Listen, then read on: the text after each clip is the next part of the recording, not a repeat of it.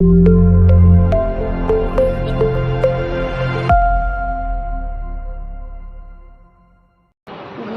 से मुझको मिला है कितना, क्यों इतना सोचूं। मैंने कितना किया समर्पण, बस इतना सोचूं। सेवा और समर्पण गुरुवर बढ़ते क्रम पर हो।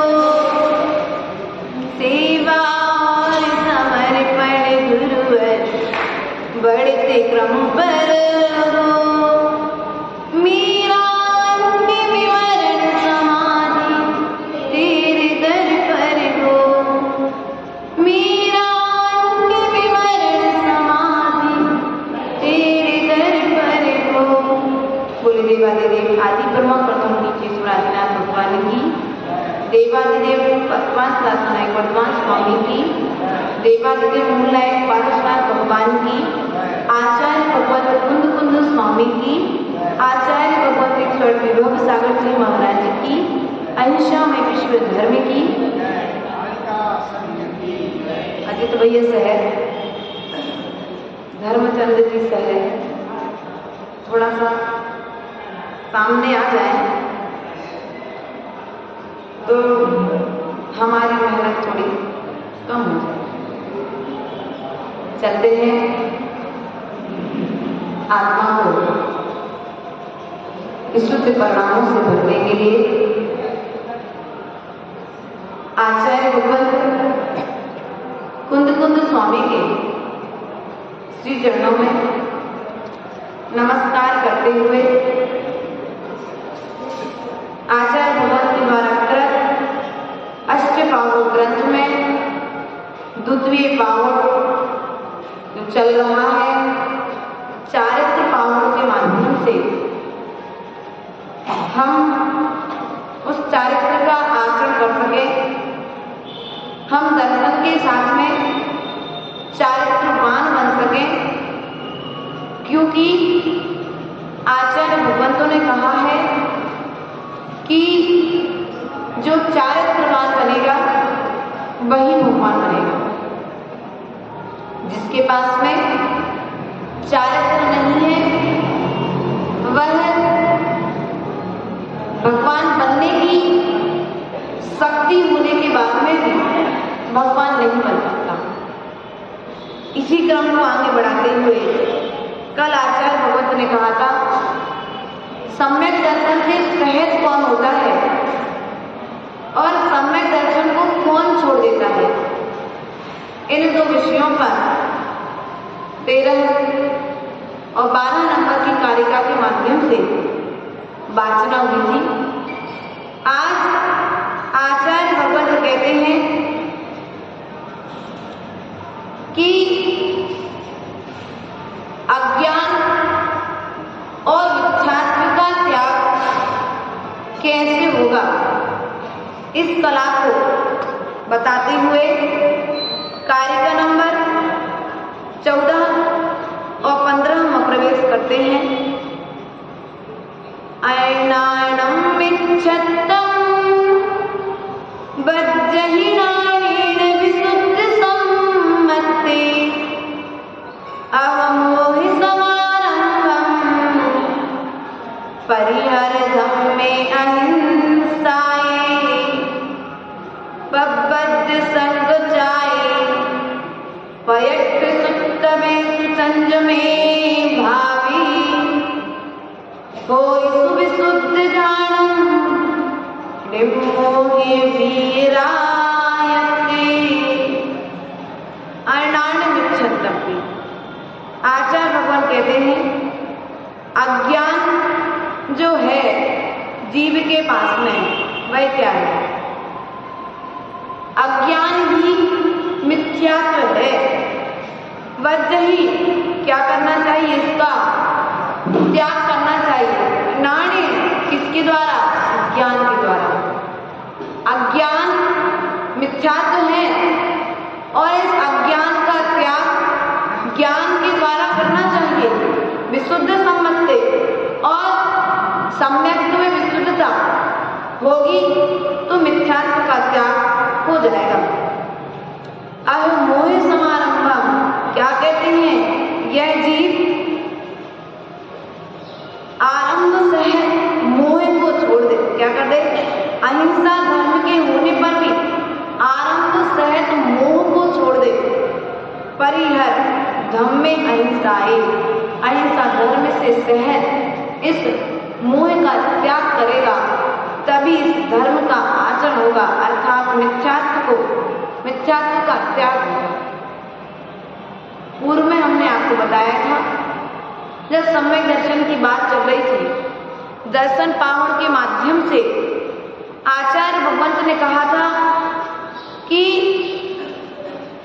सबसे ज्यादा पाप मिथ्यात्व कितने प्रकार का होता है?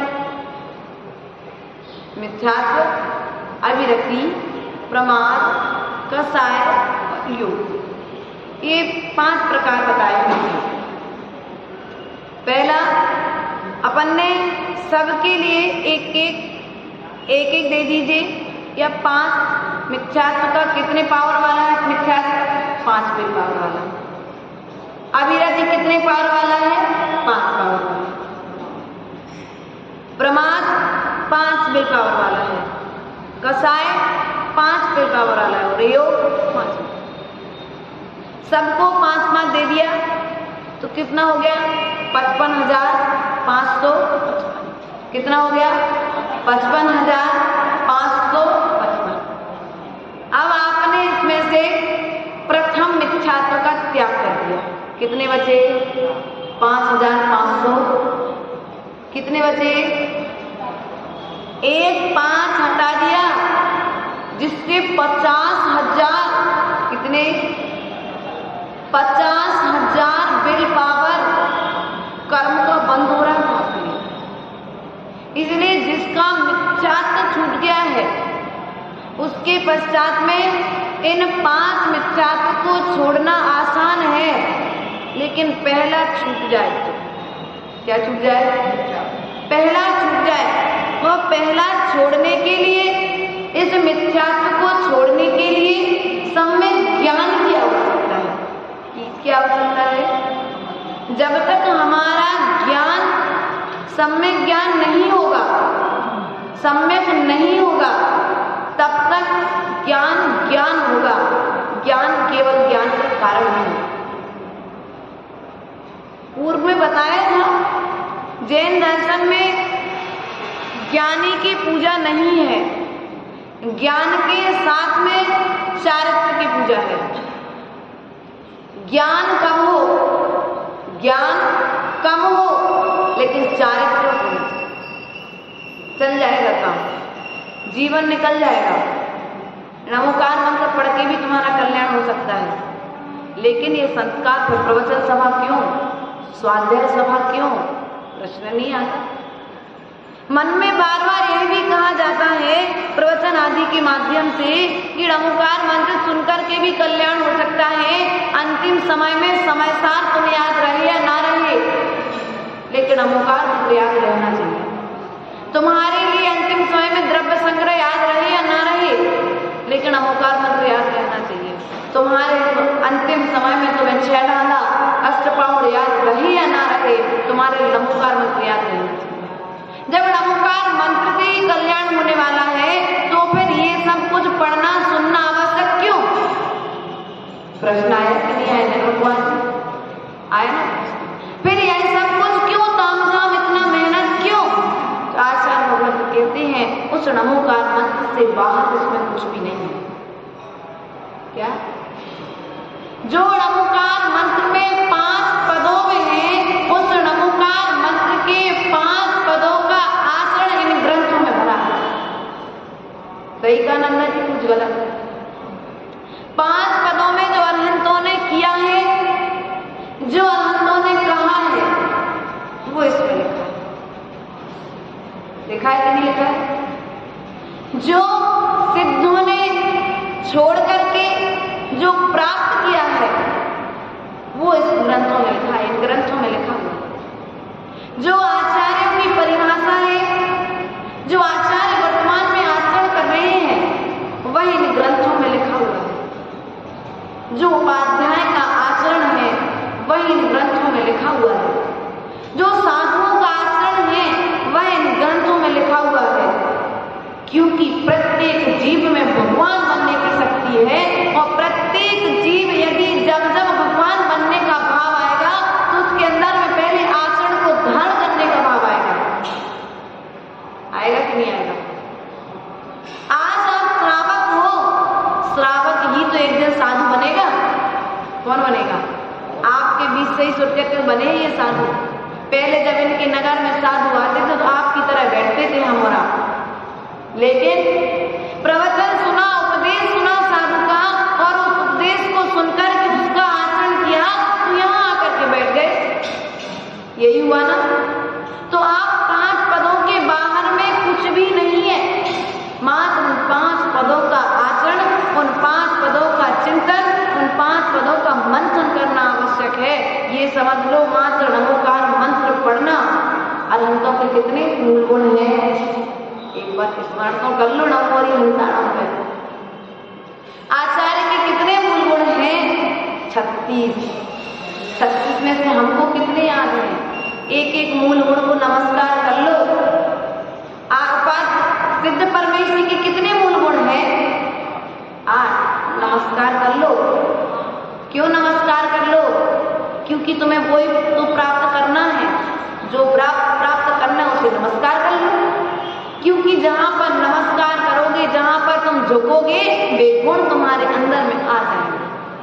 तुम अवगुणी के सामने झुकोगे तो अवगुण तुम्हारे पास में आ जाएंगे, और गुणी के पास में झुकोगे तो वे गुण तुम्हारे अंदर में। समय लगता है क्या अवगुणों को आने में? हाँ, अवगुणों को आने में समय लगता है क्या? लेकिन गुणों को आने में, पैसा कमाने में समय लगता है, बर्बाद करने में समय, फेंकने में समय। सालों साल कमाते हो और खर्च करने की बारी आए तो जितना जीवन भर में कमाया है वो एक क्षण में आप पूरा समाप्त कर सकते हैं। मकान बनाने में समय लगता है, मकान को तोड़ने में समय लगता है क्या? इसलिए अच्छे विचारों को बनाने में समय लगता है, ज्ञान को संग्रह करने में समय लगता है। क्या? ज्ञान को, अच्छी चीजों को संग्रहित करने में मेहनत लगती है, लेकिन आ जाए तो उन्हें इस प्रकार से तिजोरी में रत्न को संभाल करके रखते हो, उसी प्रकार से गुणों को संभाल करके रखना। क्योंकि कर्म लुटेरे आएंगे। क्या? कर्म लुटेरे, कर्म का उदय आएगा। प्रदीप जी, आप रोज मंदिर आते हो, लोग कहेंगे बड़े भक्त हो गए तुम माता जी के, तुम्हारे बराबर तो कोई भक्ति नहीं है। ये कर्म का उदय है। क्या है? ये तुम्हारा कर्म का उदय है, जो तुमसे कह रहा है कि क्या करो, अब तुम्हारे लिए हटने के लिए कह रहा है। लेकिन यदि तुम ज्ञान पूर्वक जुड़े हो ना, श्रद्धान पूर्वक जुड़े हो ना, तुम हटोगे नहीं। क्या? तुम्हारे अंदर में बाहर की बातों का प्रभाव नहीं पड़ेगा, लेकिन जो अज्ञानता से जुड़ा है उसे टूटने में समय नहीं लगेगा। क्या? इसलिए आचार्य भगवंत कहते हैं कि जब आप जिस प्रकार से नशे नहीं चढ़ते, अभी दीपावली आएगी, सब अपने घर की पुताई करवाएंगे तो नशेनी पर या तो कोई नौका चढ़ेगा, लेकिन फिर भी आप हेर के लिए खड़े रहोगे। तो पाया पे जब पाँव रखते हैं ना, तो पहले एक बार हाथ से देख लेते पाया मजबूत है कि नहीं। देखते कि नहीं देखते? सीढ़ी का पाया निर्मल कुमार जी देख लेते मजबूत है कि नहीं है। यदि पाया मजबूत नहीं है तो आप क्या करते हो? पहले उस पाए को मजबूत कर दो, उसके बाद में अगले सीढ़ी पर पाँव रखते हो, उसके पश्चात में फिर ऊपर चढ़ते हो। यदि पहला पाया मजबूत नहीं है तो भैया उतरने समय तो यही पाया काम में आएगा। उसी प्रकार से तुम्हारा यह जो पहला पाया है श्रद्धान का, क्या? यह पहला पाया है श्रद्धान, दूसरा पाया है ज्ञान, उसके पश्चात में छत पर चढ़ोगे अर्थात चारित्र आएगा, और चारित्र पर जब आगे बढ़ जाओगे तो निश्चित ही तुम मोक्ष महल तक पहुंच जाओगे। हमें स्वयं विचार करना है। यहाँ पर आचार्य भगवान कहते हैं अहिंसा धर्म से होने वाले के होने पर आरंभ सहित मोह को छोड़ दे।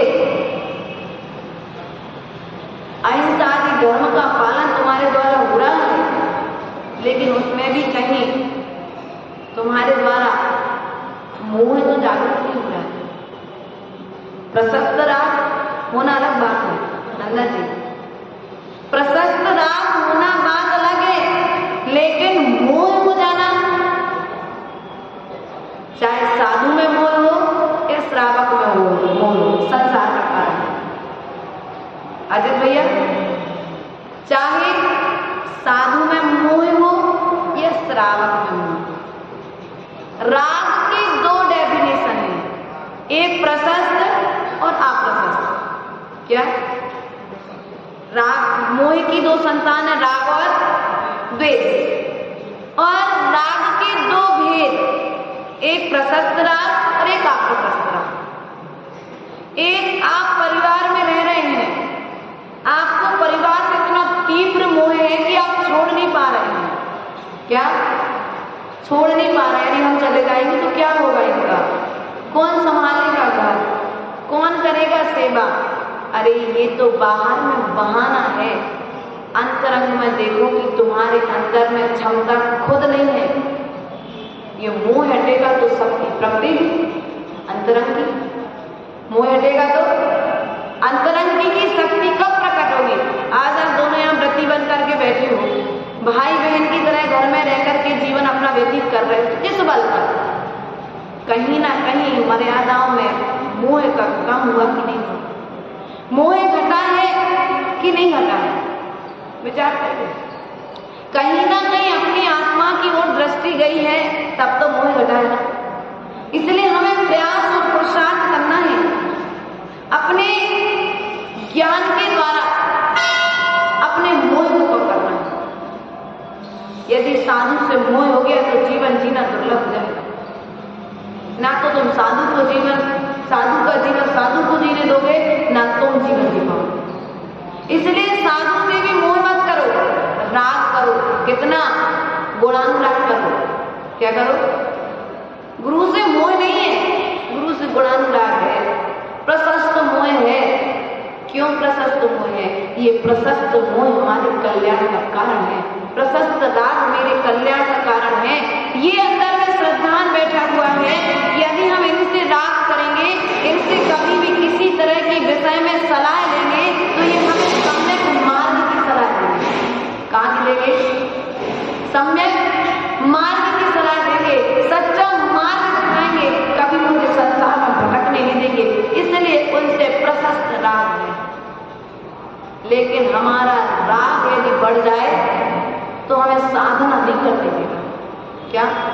यदि श्रावक का राग साधु से हो जाए तो श्रावक का बस चले तो साधु के कमरे में एसी कूलर पंखा लगवा ले। क्या? इसलिए साधु से राग मत करो, क्योंकि वो साधना के मार्ग पर बढ़ा है। कहते हैं लोग, साधु पंखा में बैठा था, भैया तो गए थे, पंखा चल रहा था, हमने तो देखा है। अब साधु पंखे में बैठा था कि साधु के कमरे में जाकर के तुम पंखा चला करके बैठ गए।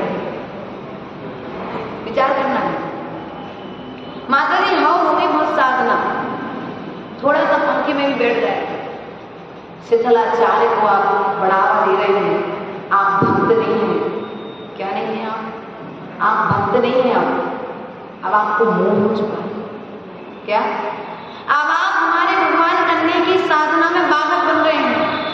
हम मोक्ष मार्ग पर बढ़ रहे थे, आप उस मोक्ष मार्ग की साधना में बाधक बन रहे हैं। आप भक्त नहीं रहे। आप भक्त होता है जो भगवान को भगवान बने रहने देता है। जो भगवान की साधना में बाधक बन जाए, भगवान बनने की साधना में बाधक बने, वो भक्त कैसे हो सकता है? कहीं एसी लगवा देते हैं, कहीं आप कहो तो एक बार बस, हमारे पास आते हैं श्रावक, आप एक बार तो कहो क्या चाहिए आपको, हम तत्पर खड़े हैं। साधु को कहना पड़े, ऐसा दिन ही जीवन में ना है। साधु कितना पुण्य होता है कि उनके बिना कहीं काम हो जाते हैं। कुछ चीजों की प्रेरणा देनी पड़ती, मार्गदर्शन देना साधु का काम है, करना ही है। इसलिए हमारा आपसे कहना है कि यदि आप चाहते हो कि मोक्ष मार्ग आगे बढ़ता रहे, प्रदीप भैया, धर्मचंद जी, अभी नींद लेने का समय नहीं, अभी जागृत रहने का समय। हाँ, बहुत ध्यान से सुन रहे थे, हम वही देख रहे थे। विचार करिए माता जी, विचार करिए कि कहीं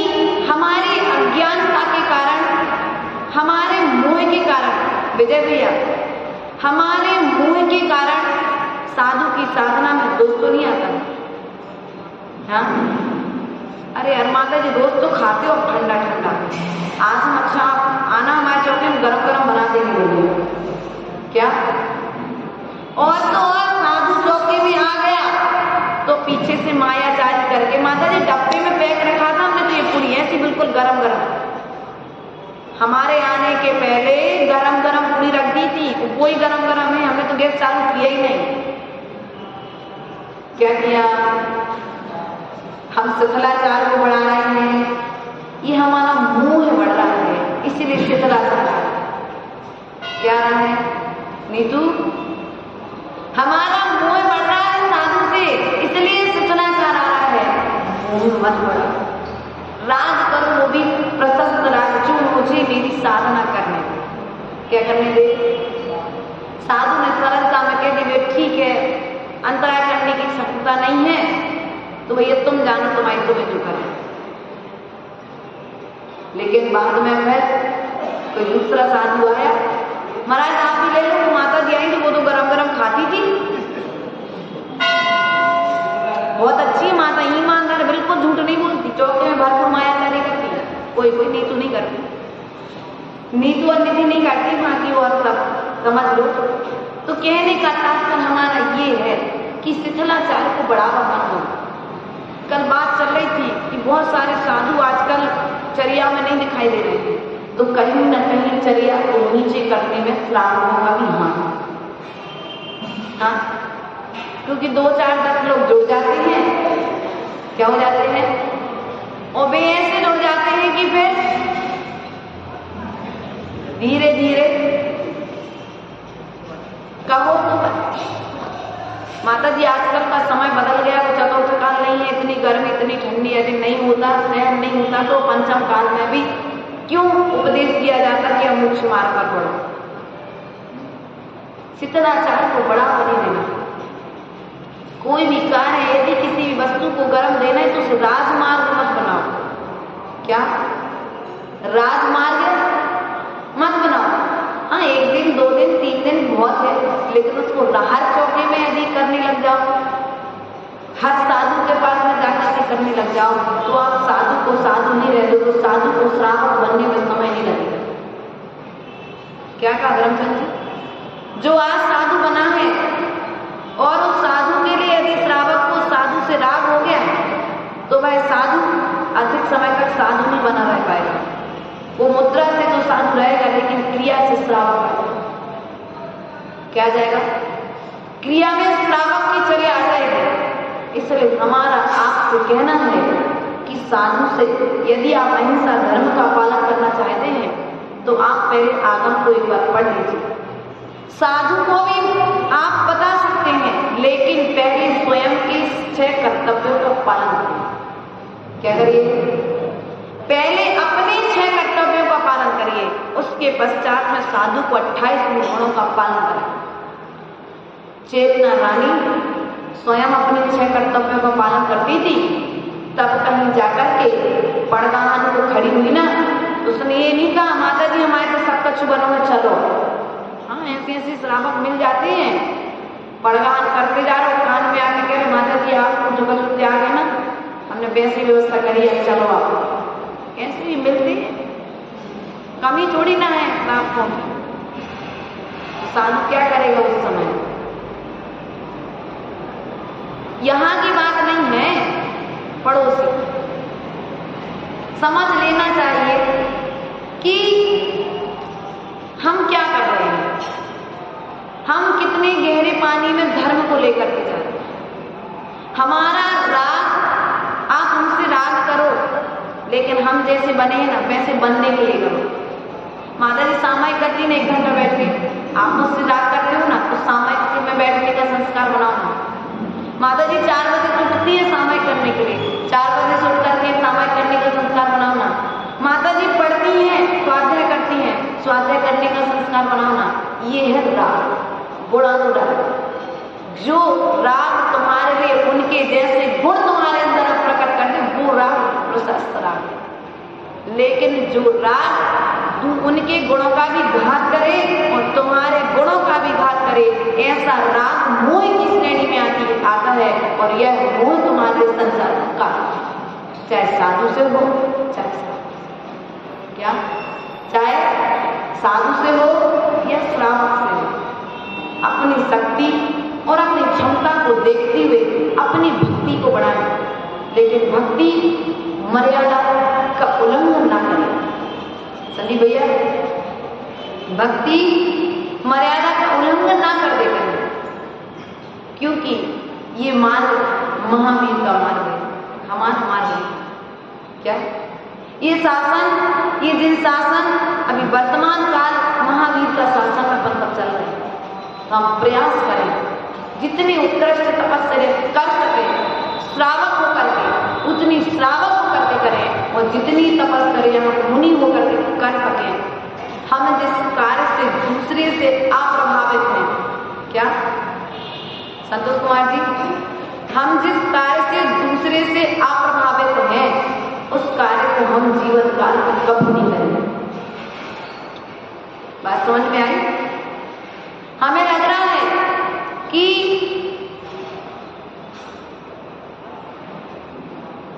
अर्घ्य की जगह पुष्प चढ़ाने से हमारी निंदा हो रही है।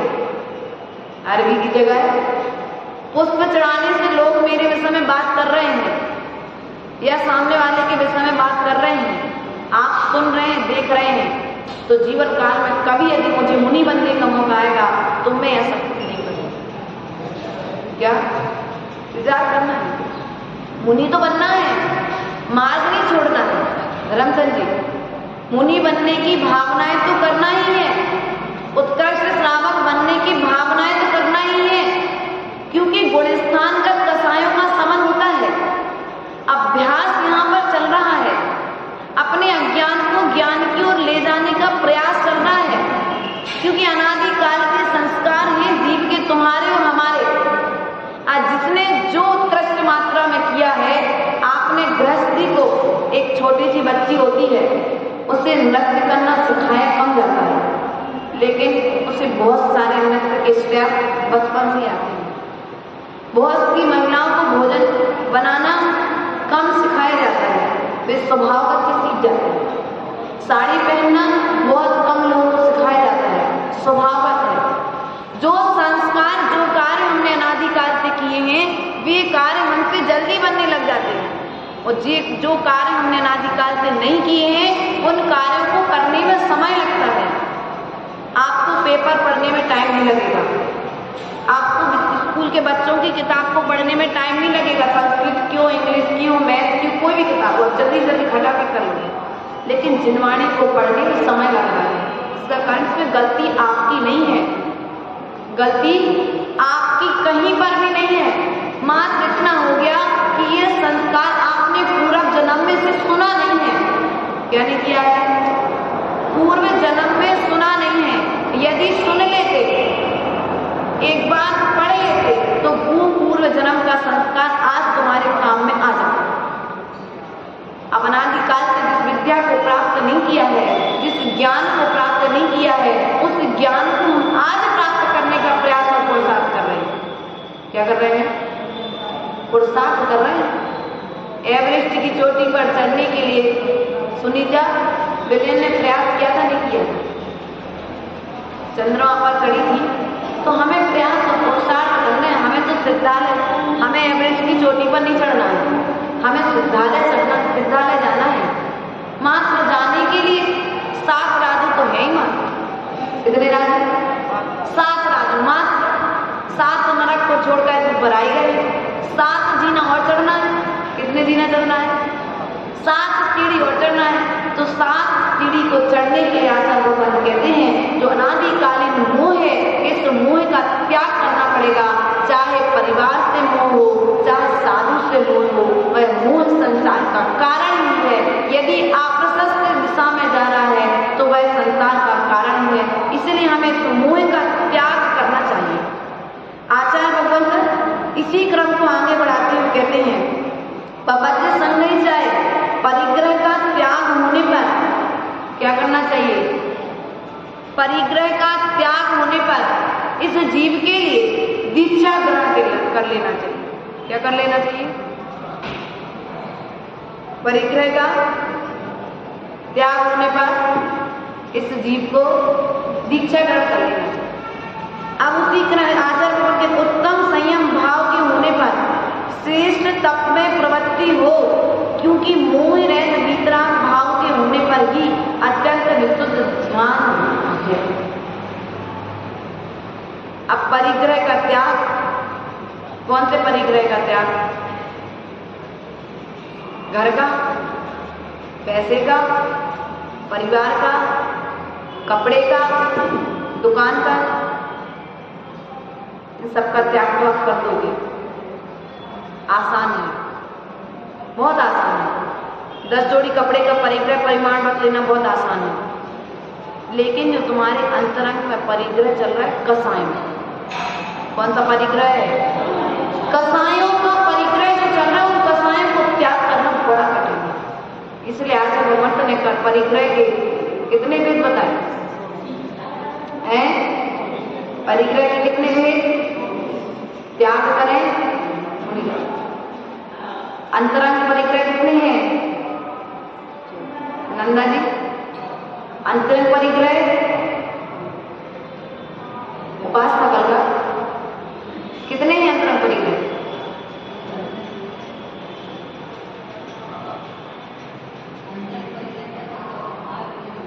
अंतरंग परिग्रह 10, बहिरंग परिग्रह 14। विचार करिएगा कितने स्वामी किसकी बात? 10 बहिरंग 14 अंतरंग परिग्रह। अंतरंग परिग्रह कितने हैं? 14 और बहिरंग परिग्रह 10। 24 परिग्रह के भेद और इन परिग्रह को त्याग किए बिना संसार नहीं छूटेगा। छोड़ना क्या है आपको? परि चारों तरफ से जो घेरे हुए हैं, क्या करेंगे? ग्रह की तरह आपकी कुंडली में जो बैठा हुआ है वह परिग्रह।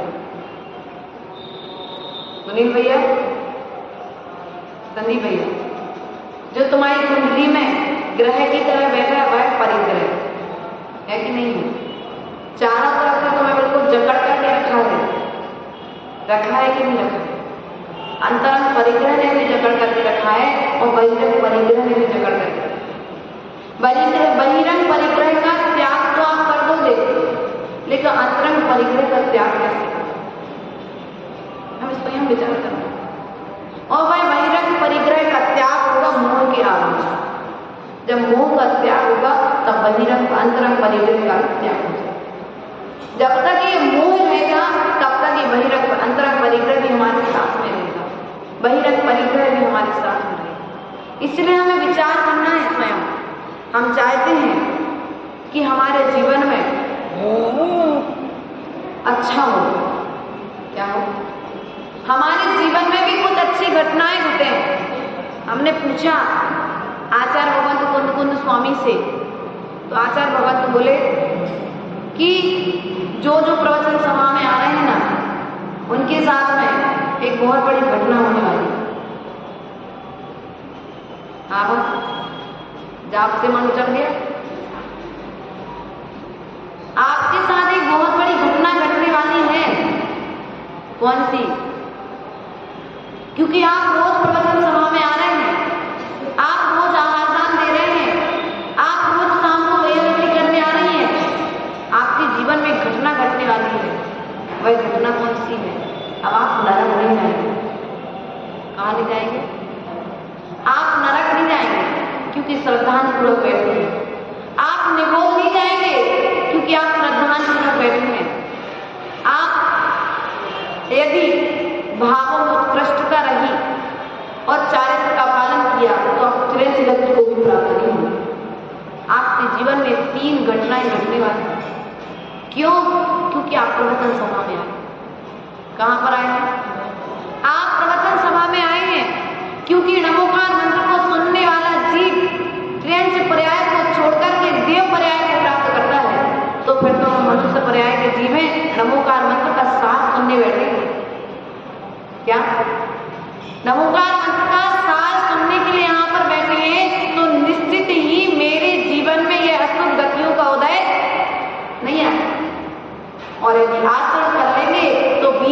झूला है, उस झूले में बिना झूल कर के सीधे सिद्धालय जाएंगे। कब?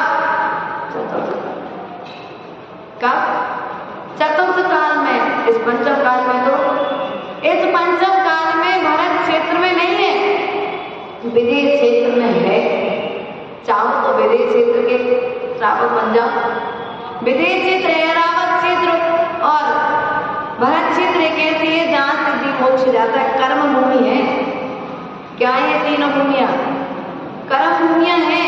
इन कर्म भूमियों से ही जीव मोक्ष जाता है, अन्य जगह से जीव मोक्ष नहीं जाता। इसलिए विचार करिए कि यदि आपको मोक्ष जाना है, आपको संसार छोड़ना है और आपके अंदर में दीक्षा लेने का भाव है, तो पहले नंबर जो चारित्र मोहिनी कर्म का उदय चल रहे परिग्रह है। चारित्र मोहिनी कर्म का उदय भी एक परिग्रह है। इस परिग्रह का त्याग करने के लिए चारित्रधारियों की सेवा करो। पूर्व की कारिका में बताया था, उत्साह, भावना, प्रशंसा, सेवा और श्रद्धा। संदीप भैया, उत्साह, भावना, प्रशंसा, सेवा और श्रद्धा, ये 5 चीजें आवश्यक है। किसके लिए? मोक्ष मार्ग। किसके लिए? मोक्ष मार्ग के लिए। मोक्ष मार्ग के लिए, मोक्ष तक पहुंचने के लिए इन 5 चीजों का होना आवश्यक है। यदि आप चाहते हैं कि आपके जीवन में ऐसा दिन आए कि आपका पंच कल्याण हो, ये पंच परावर्तन की परंपरा रुक जाए, क्या हो जाए? ये पंच परावर्तन जो चल रहा है अनादिकाल से परंपरा रुक जाए, तो क्या करो? इन 5 चीजों को अपने अंदर में, हृदय में धारण कर लो, अर्थात आचरण कर लो। दवाई को, श्रद्धा तो बहुत है माता जी हमारी, धर्मचंद जी, श्रद्धा तो बहुत है हमारी दवाई पर, लेकिन फिर भी बीमारी ठीक नहीं हो रही। फिर भी बीमारी ठीक नहीं हो रही। अमित भैया, विश्वास तो बहुत है, लेकिन फिर भी बीमारी ठीक है। हमारे इन डॉक्टर के बराबर तो कोई डॉक्टर अच्छा है ही नहीं। उनकी जैसी दवाई, जिन जिनको डॉक्टर ने दवाई दी उन सबके रोग ठीक हो गए। हमारी स्थिति क्या है? विश्वास तो बहुत है, पूरा विश्वास है, श्रद्धान बहुत है, लेकिन भैया जब डॉक्टर इतना अच्छा है तो बीमारी ठीक क्यों नहीं हुई? क्योंकि हमने दवाई को खाया नहीं। क्या हमने दवाई को खाया ही नहीं? और जब तक श्रद्धान करोगे, समय दर्शन रहेगा, तुम्हें आचरण ज्ञान रहेगा, जब तक चारित्र का आचरण नहीं होगा, तब तक इस मोह का गलन नहीं होगा, और जब तक मोह का गलन नहीं होगा, तब तक तुम्हारा मोक्ष मार्ग प्रशस्त नहीं होगा।